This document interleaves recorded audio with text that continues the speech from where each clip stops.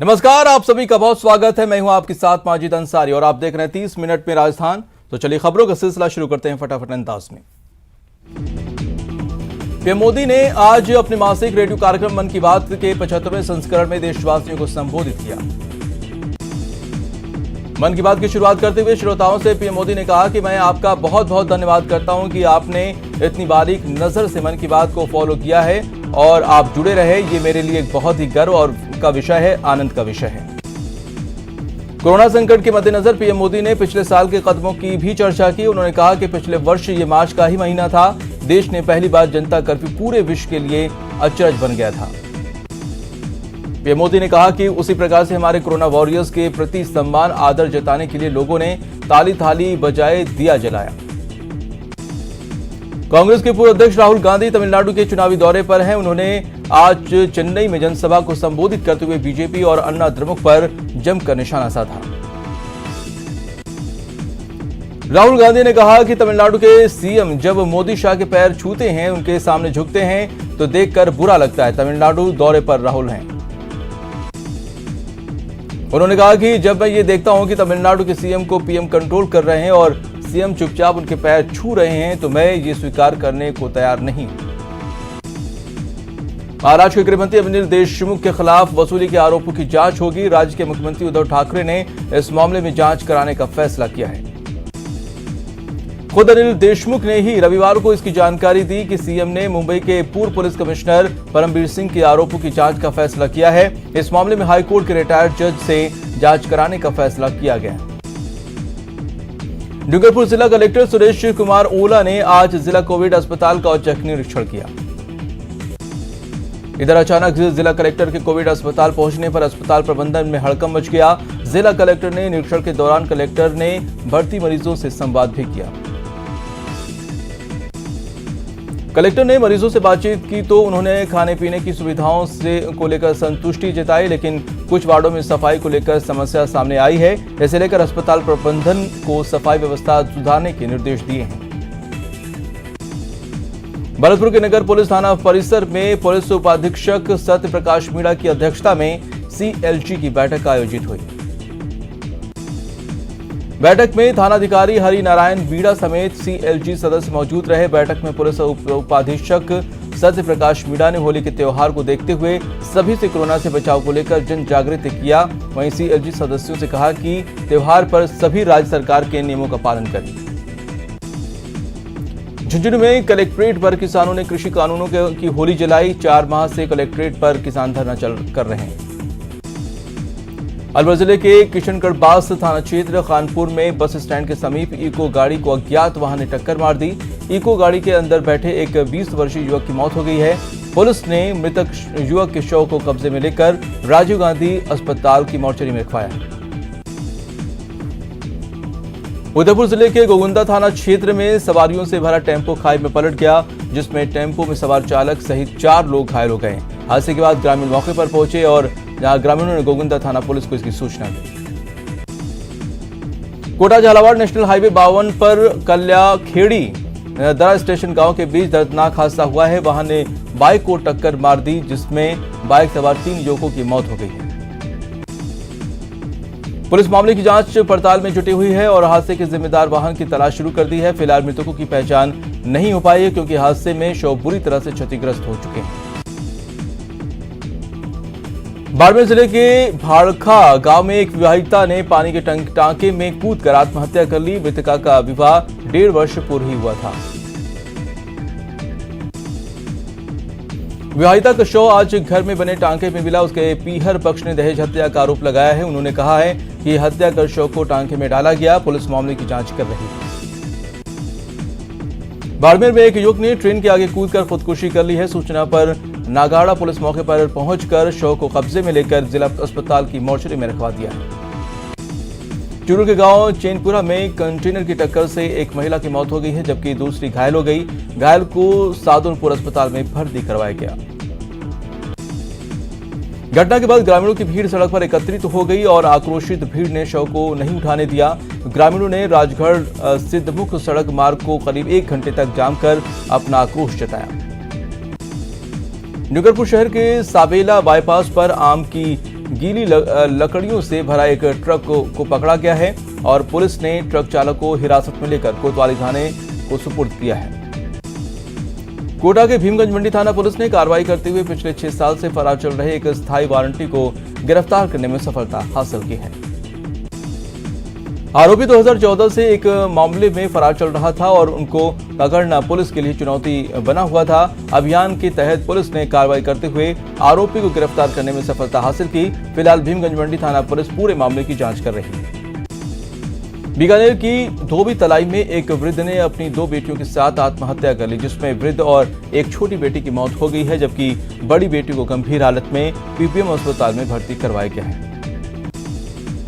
जानकारी के अनुसार घायल बबली नहीं सुबह कोटगेट पुलिस थाने के टेलीफोन पर कहा कि उसने आत्महत्या कर ली। कोटा शहर में पिछले दिनों लापता हुए छात्रा चंबल गार्डन रोड पर बेहोशी की हालत में मिली है। छात्रा को तुरंत निजी अस्पताल में भर्ती करवाया गया है। छात्रा 23 मार्च को लापता हुई थी और मामले में अपहरण का केस दर्ज किया गया था। जांच में छात्रा की स्कूटी नहर के किनारे मिली थी। फिलहाल दादाबाड़ी थाना पुलिस पूरे मामले की जांच कर रही है। प्रतापगढ़ के निवासी लोकेश पारीक को बांसवाड़ा में गोली मारकर हत्या कर दी गई थी, जिसके विरोध में युवाओं ने प्रदर्शन कर जिला प्रशासन को ज्ञापन सौंपा।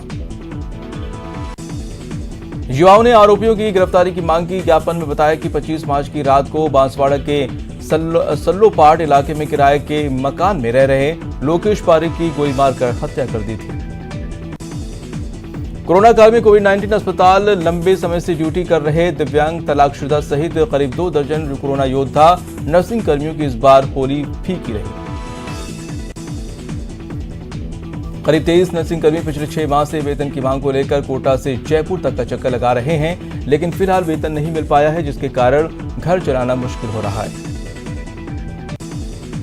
सभी नर्सेज अधीक्षक और प्रिंसिपल ही नहीं बल्कि कलेक्टर से वेतन को लेकर गुहार लगा चुके हैं। वहीं अब 15 अप्रैल तक भुगतान नहीं होने पर मेडिकल कॉलेज परिसर में ही धरना देने की चेतावनी दी है।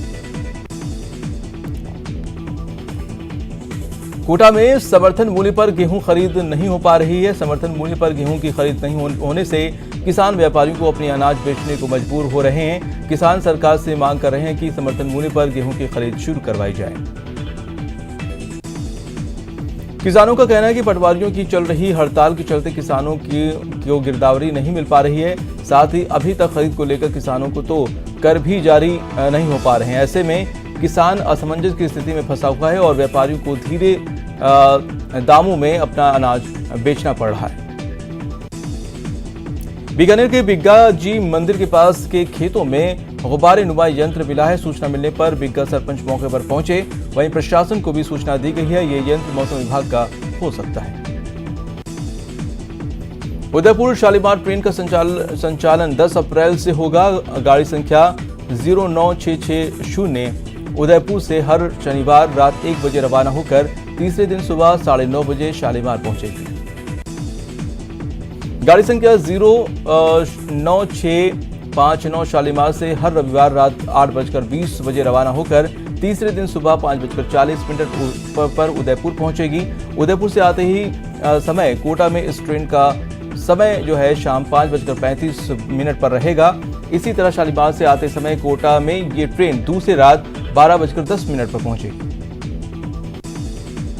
अलवर जिले के रामगढ़ में बिजली विभाग ने बकायेदारों के खिलाफ अभियान चला रखा है। रामगढ़ बिजली विभाग ने बड़ी कार्रवाई करते हुए आज बकायेदारों के 12 ट्रांसफार्मर उतारे और 45 घरेलू कनेक्शन काटे। इन बकायेदारों पर बिजली विभाग का लगभग 21 लाख रुपए बकाया था। विभाग ने बिल जमा नहीं करने वालों के खिलाफ एफआईआर दर्ज करने की चेतावनी दी है। अलवर में सरकारी दफ्तरों में मौजूद कबाड़ के सामान को एकत्रित कर उसमें पौधे लगाकर सौंदर्यता की नई पहल शुरू की गई है। सरकारी दफ्तर जिला परिषद में टायर ट्यूब, टूटी हुई पानी की प्लास्टिक की टंकी, प्लास्टिक की बोतलें सहित अन्य सामान थे। सभी को अलग अलग रंगों से पेंट किया गया। इसके बाद सभी को नया रूप देते हुए उसमें पौधारोपण किया गया। देश में कोरोना की रफ्तार रुकने का नाम नहीं ले रही है। लगातार दूसरे दिन 62,000 नए केस सामने आए हैं। पिछले 24 घंटे में 312 संक्रमितों की मौत हुई। होलिका दहन से पूर्व जगह जगह होलिका पूजन चल रहा है। शहर के विभिन्न स्थानों पर प्रहलाद भक्त के प्रतीक के रूप में शमी की छड़ी का विवाहित महिलाओं ने पूजन किया। झालावाड़ के झालरापाटन शहर में त्योहारों के मौके पर आपसी सौहार्द की पुरानी परंपरा देखने को मिली है। झालरापाटन में एक मुस्लिम परिवार साल में जहां रावण के पुतले और ताजिए बनाने का काम करता है, तो साथ ही होली के मौके पर भी होलिका का पुतला बनाकर दहन करने की पुरानी परंपरा है।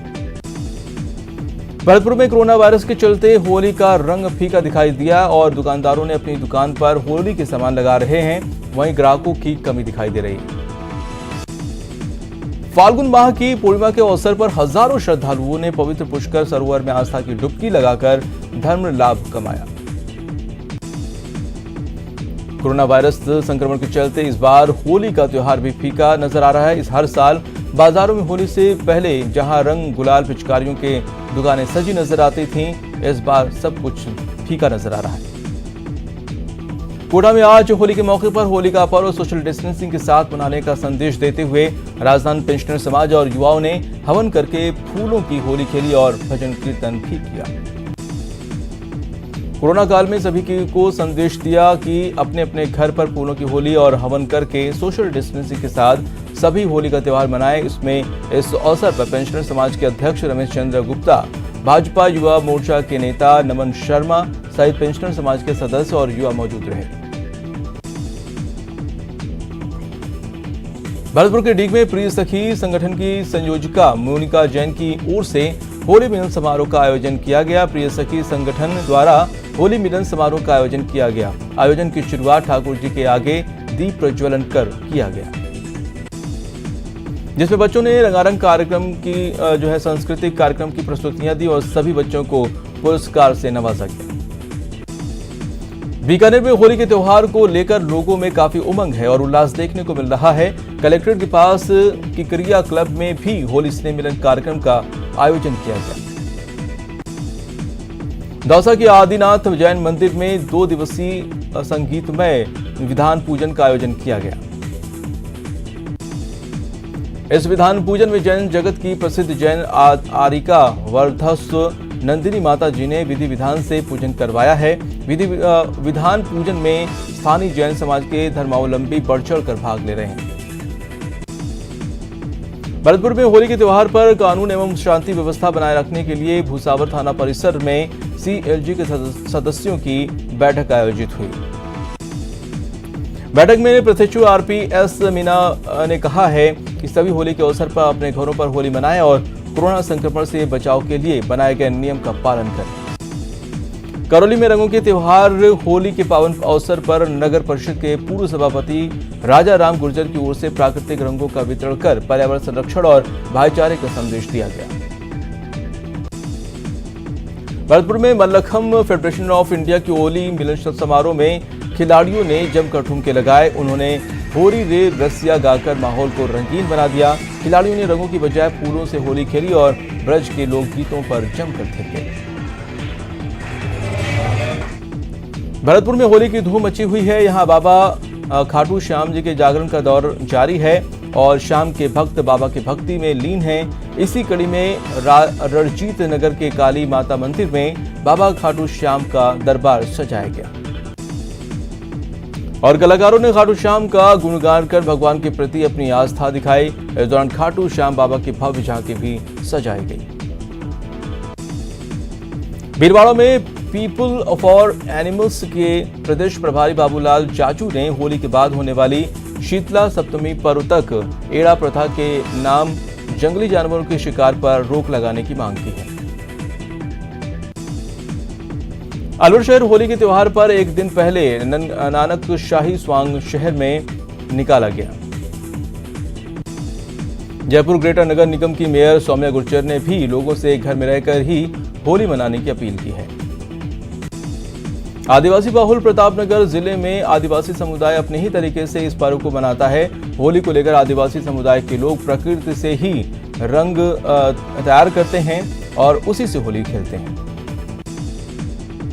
उदयपुर में डिस्ट्रिक्ट स्पेशल टीम ने नकली मावे को लेकर सुबह अपनी 2 कार्रवाई करने के बाद एसपी राजू प्रचार के निर्देश पर टीम ने रामा गांव में एक फैक्ट्री पर दबिश दी।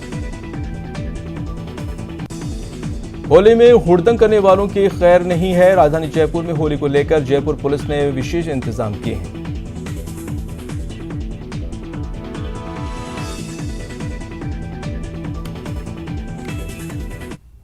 चलिए कुछ खबरें विस्तार से भी जान ले।